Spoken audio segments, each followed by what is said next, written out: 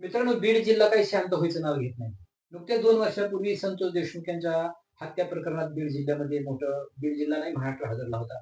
आणि बीड जिल्ह्यामध्ये एक जातीवाद निर्माण झाला होता, वंजारी आणि मराठावाद. आणि त्या प्रकरण आता तो कुठे शमतंय न शमतं त्याचा निकाल अजून लागायचा आहे तोपर्यंत. आता मग त्यावेळेस मराठा समाजातल्या तरुणाची हत्या झाली होती आणि आरोपी होते वंजारी समाजाचे. आणि आता वंजारी समाजातील तरुणाची हत्या झाली आहे आणि आरोपी आहेत मराठा समाजातले.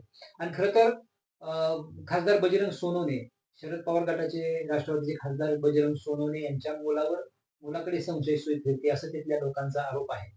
आणि परंतु ते तपासाचा भाग आहे, ते तपासात पोलीस तपासात ते पुढे येईल. परंतु बीड जिल्ह्यामध्ये पुन्हा एकदा जातीवाद सुरू होतो का काय? अशी जाणकारांना शंका आहे. मित्रांनो, घडलंय असं, की आता आपण घटना पाहणार आहोत. नमस्कार, मी शिवकुमार गोरे, पाहताय आपण महाराष्ट्र एक्सप्रेस न्यूज. मित्रांनो, बीड जिल्ह्यातल्या केज तालुक्यामध्ये टाकळी भागामध्ये कदम वस्ती आहे, तिथं गावकरी हॉटेल आहे. त्या हॉटेलचे मालक विलास घुले हे तिथं त्या हॉटेलचे मालक आहेत आणि त्या हॉटेलच्या समोर संध्याकाळी काल रात्री अ, दांडकी, चाकू, कुऱ्हाडी ती काही मारण्यासाठी हत्यारे सारी एक टोळकं घेऊन पळत आलं आणि तिथं हॉटेलमध्ये बसलेल्या उमेश माने याच्यावर हल्ला झाला. त्या हल्ला इतका भीषण होता, की त्या हल्ला एवढा होईल बाबा त्या बघणाऱ्याला वाटायचं हा काय उमेश माने जगत नाही. आणि त्या हल्ल्याचं कारण असं होतं, की काहीतरी अनैतिक संबंधाने पहिलं जुनं वैमनस्य होतं.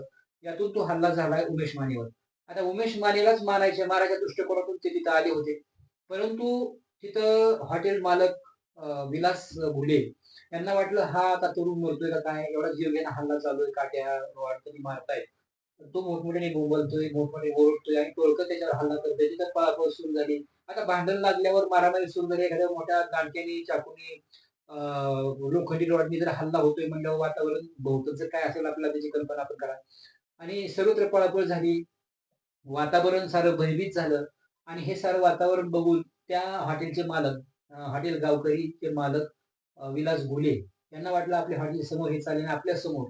आणि एक तरुण ते विलास घुले तिथं गेले त्या भांडणात मध्ये ते सोडवायसाठी. आणि एवढं मारता का कशासाठी मारताय म्हणून त्याला त्यांनी विचारलं.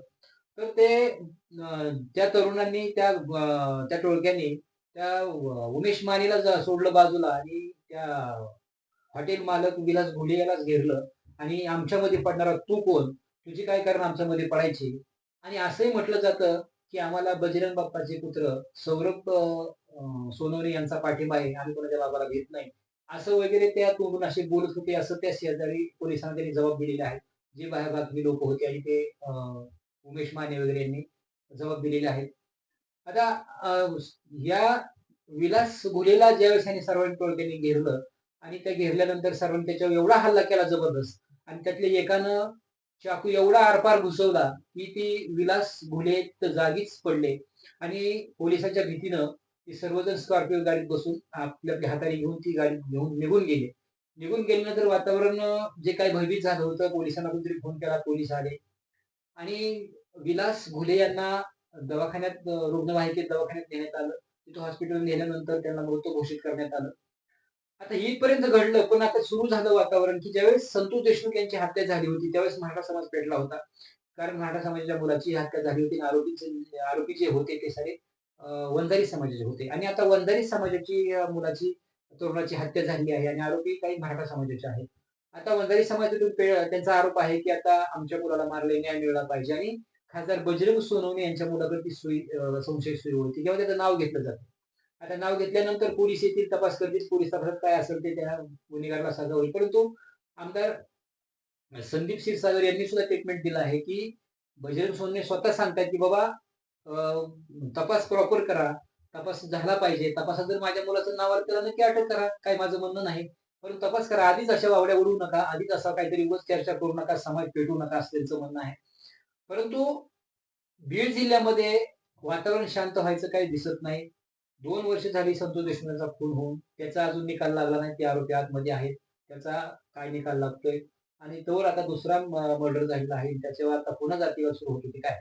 अशी मराठाला शंका आहे. अशा घटना, जातीवादाच्या घटना घडू नयेत किंवा एखादं वैयक्तिक कारण असेल. उमेश माने यांच्यावर हल्ला झाला. तो सांगितलं जातंय की त्याचं काही अनैतिक संबंधातून किंवा त्यांच्या जुन्या वैमनस्यातून हल्ला झालाय. परंतु हे विलास घुले हे सोडवायला गेले होते मध्ये गेल्यानंतर त्यांना मारण्यात आलं.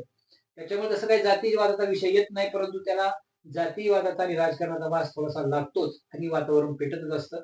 पाहत राहा न्यू महाराष्ट्र एक्सप्रेस न्यूज.